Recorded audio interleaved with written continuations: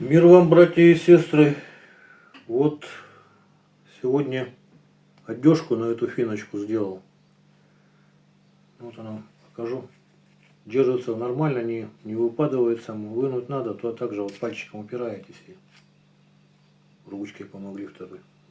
Про эту финочку уже 2 видео снимал.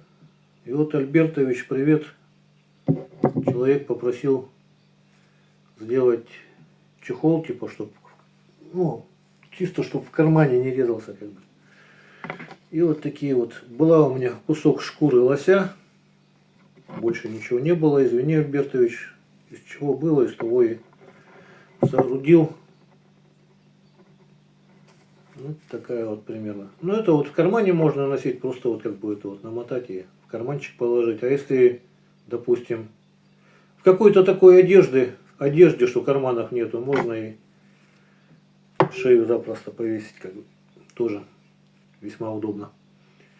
Вот, в общем, примерно как-то так.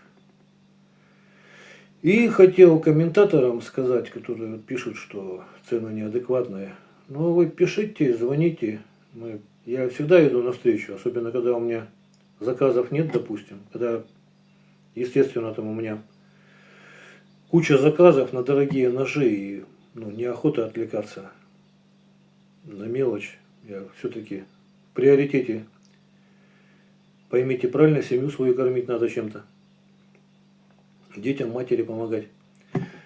А когда заказов нет, я берусь, могу идти навстречу, короче, готов к диалогу всегда. Вот. И, кстати, за этот чехольчик я тоже денег брать не буду. В общем, всего самого доброго. До свидания.